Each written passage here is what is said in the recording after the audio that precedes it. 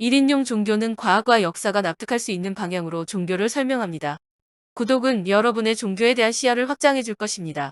아주 오래전에 들은 설교라 기억이 정확하지 않은데 부흥회 같은 경우에는 일반 예배와 달리 손뼉도 크게 치고 방방 뛰며 춤까지 추지 않습니까? 부흥회 강사가 점잖은 신도들을 향해 사무엘하 6장을 설교했습니다. 성궤가 다윗성에 들어오게 되자 다윗은 맨몸에 에봇만 입고 춤을 추는데 그 꼴을 본 사울의 딸 미갈이 비난하자 다윗은 자기의 신앙을 강조한 얘기가 사무엘하 6장입니다. 부흥회 강사는 점잖은 신도들에게 다윗도 열렬한 신앙으로 옷이 벗겨지도록 춤을 추었으니 여러분들도 그래야 한다는 그런 설교였습니다. 사무엘하 6장 23절은 미갈이 죽을 때까지 애를 못 낳았다고 저주에 가까운 설명을 덧붙입니다. 사울왕은 나게 되었습니다. 총사령관으로 나라와 민족을 위해 최전선에서 싸워야 하는 군주입니다. 다윗은 멜렉입니다. 이집트 파라오처럼 신을 자처하거나 꼭 신권에 가까운 권력을 쥔 왕입니다. 다윗은 제사장이나 레위만 입어야 하는 에봇을 규례를 어기며 맨몸에 입습니다. 그리고 성궤를 자기의 개인성에 두며 신권을 장악했습니다. 다윗 전에 대체 누가 성궤를 사유화했습니까? 다윗은 신앙심으로 춤을 춘 게 아닙니다. 성궤를 사유화해서 좋아한 것뿐입니다. 사무엘하 6장에서 다윗이 칭찬을 받아 마땅한 부분은 하나도 없습니다. 다윗의 짓거리를 현재로 비유해보면 주식을 발행한 주식회사의 사장이 주주의 권리를 깡그리 무시하고 회사 재산을 사유화한 것과 마찬가지입니다. 또한 다윗이 미갈에게 한 짓을 생각해보면 미갈이 저주를 받을 이유가 하나도 없습니다. 다윗은 외모에서부터 모든 게 인사 기질이 농후한 사람이었습니다. 다윗의 젖까지 다윗에게 반할 정도였으니까요. 사울의 딸 미갈도 다윗에게 반해서 여러분도 알다시피 다윗의 도주를 도와줄 정도였습니다. 다윗이 여기저기서 여러 아내를 얻자 사울왕은 미갈을 갈림 사람 라이스의 아들 발디와 재혼시켰습니다. 앞선 영상에서 두세 번 설명한 바 있는데 이집트에서 파라오의 자리를 계승하는 건 파라오의 마자들이 아닙니다.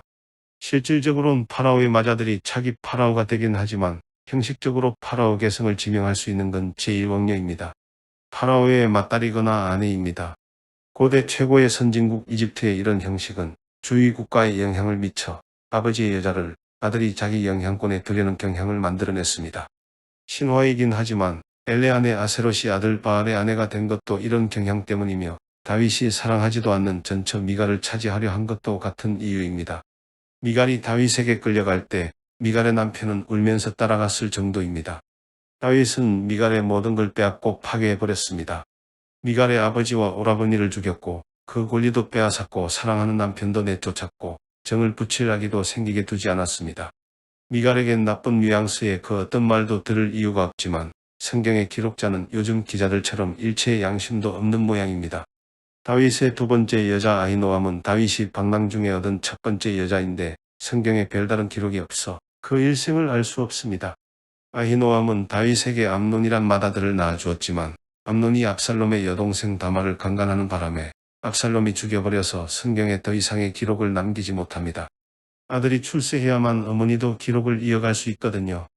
다윗의 세 번째 여자 아비가일은 아히노암과 달리 조금 더 상세한 일화를 남겨 여러분도 익히 아는 여자입니다. 사무엘하 3장 3절에는 아비가일이 낳은 아들이 길르압이라고 적혀 있는데 역대상 3장 1절에는 다니엘이라 기록되어 있습니다. 아들을 둘 낳은 걸 수도 있지만 이렇게 기록이 헷갈릴 정도로 궁정에서 영향력이 없었다는 증거입니다. 그리고 아비가일이 궁정에서 영향력이 없게 된 이유는 그녀의 전남편 나발의 죽음 때문이 아닐까 추측해봅니다. 사무엘상 25장에는 전형적인 조폭의 일상을 산 다윗의 행적이 나옵니다. 부자를 협박해 돈이나 뜯어내는 다윗이 갈멜 지역 유지 나발을 협박합니다. 나발이란 이름은 바보란 뜻이니 이게 본명일 리 없습니다.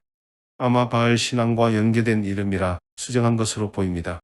다윗이 나발을 협박한다는 걸 알게 된 아비가일은 다윗을 직접 찾아가 달래고 남편에게 다윗 만난 일을 아뢰니 나발이 놀라 협심증 비슷한 증상으로 사망합니다.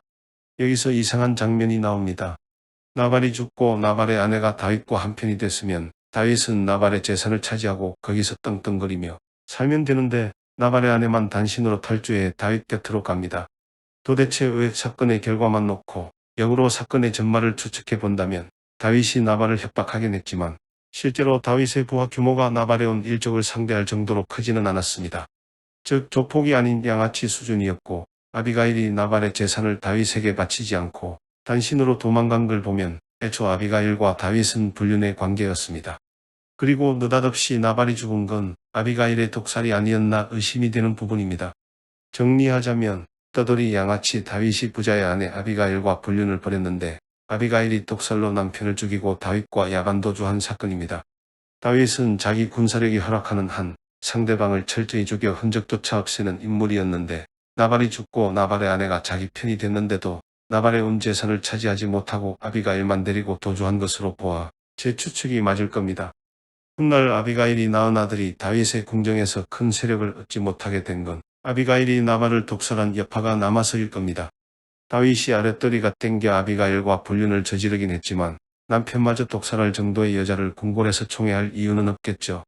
다윗의 수많은 여자를 다 다룰 수는 없고 게다가 기록도 얼마 없기 때문에 권력 근처에 다가간 핵심적인 여자들만 보겠습니다.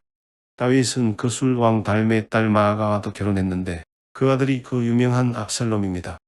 성경이 다윗에 이어 압살롬의 외모도 칭찬했는데 아마 그 엄마가 미인이었으니 아들도 미남이 되었겠죠. 성경에 압살롬의 어머니에 대한 구체적 행적이 나오지 않아 알 수는 없지만 압살롬이 장남이 아님에도 권력에 대한 욕구가 강렬했던 것으로 보아 어머니의 영향이 적지 않았으리라 추측이 됩니다. 열왕기상 15장에는 동명이인의 마아가가 등장하는데 이 마아가는 아세라 여신의 열렬한 추종자였던 모양입니다. 이름이 같다는 이유만으로 둘 다 아세라 여신 추종자라 추측할 수는 없지만 이방인의 딸인 마아가가 야훼 신앙의 신봉자라 여겨지지도 않습니다. 압살롬의 어머니가 야훼 신앙의 신봉자가 아니기 때문에 아들 압살롬도 기꺼이 다윗 왕의 후궁들을 강간한 거 아닐까요? 앞선 영상에서 밧세바를 다루긴 했지만 밧세바와 다윗의 동침은 우연일까요? 유혹일까요? 사람들은 그 사건이 우연이 아니고 밧세바가 다윗을 유혹한 거라 말하기도 합니다. 나라의 최고 권력자를 차지하기 위해 밧세바가 유혹한 거라면 훗날 밧세바의 행위도 권력에 집착하는 모습을 보여야 하지만 실제로 그렇지는 않습니다. 솔로몬이 왕위에 오른 후 솔로몬의 배다른 형 아도니아가 밧세바를 찾아와 다윗이 죽기 전 마지막 품었던 여자 아비삭을 달라고 청합니다. 왕과 연관된 여자를 차지하는 건 왕위를 노리겠다는 의미입니다.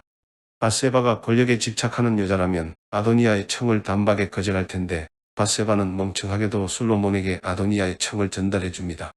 이 정도로 멍청한 여자가 다윗 왕을 차지하겠다는 일념으로 다윗을 유혹했을 것 같지는 않습니다. 그럼 다윗과 밧세바의 동침은 우연으로 일어난 사건일까요?